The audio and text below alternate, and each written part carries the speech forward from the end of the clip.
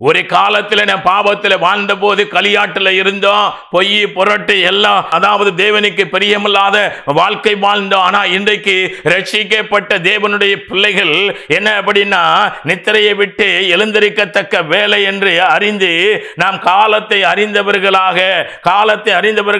அதாவது 2 படகுல நாம் பிரயாணம் பண்ண முடியாது, 2 பேருக்கு நாம் ஊழியம் செய்ய முடியாது, ஒன்னு தேவனுக்கு இல்ல உலகத்துக்கு.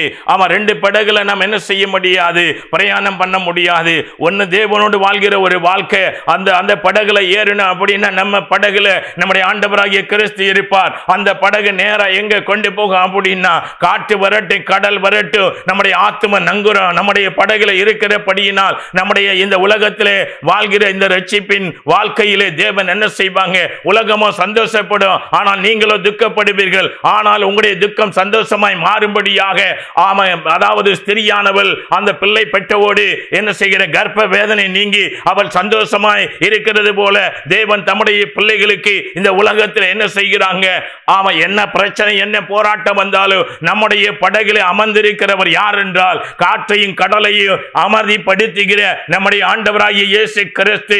இன்றைக்கு அநேகர் ரட்சிப்பை இழந்து போவதற்கு ஏதுவாக ஒரு பகுதியிலே ரட்சிப்புக்கு ஏதுவாக கடந்து வருகிறார்கள். பிரச்சனை போராட்டங்களை பார்க்கும் போது அவர்கள் பின்வாங்கி போய்விடுகிறார்கள். நிறைய பேர் சொல்லுகிறாங்க, என்ன அப்படின்னா, நான் ஆண்டவரிடத்தில் நெருங்கும் போது எனக்கு அநேக பிரச்சனைகள் வருகிறது, அநேக போராட்டங்கள் வருகிறது அப்படின்னு சொல்லுகிறாங்க.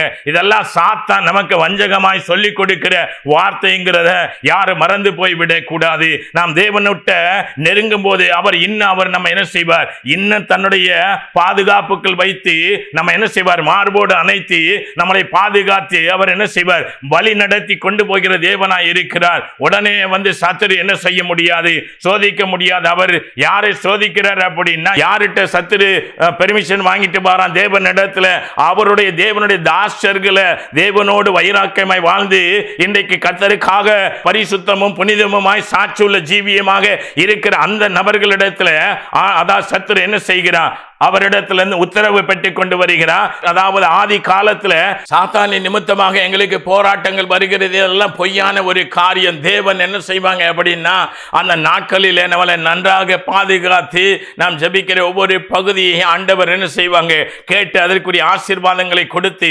நடத்துகிறவங்க. எப்ப பரீட்சிப்பாங்க அப்படின்னா, அவனை ஒரு நாட்கள் வரும்போது அவர் என்ன செய்வார், அவன் உத்தமன் என்று விளங்கும்படியாக யாக்கோபு எழுதின நிருபம் 1வது அதிகாரத்தில் நாம் வாசிக்கிறது போல அந்த காலத்தில் அவன் தேவனோடு வாழ்கிற ஒரு வைராக்கியமான வாழ்க்கைக்கு வரும்போது அவன் பரிசுக்கப்படுகிறான்.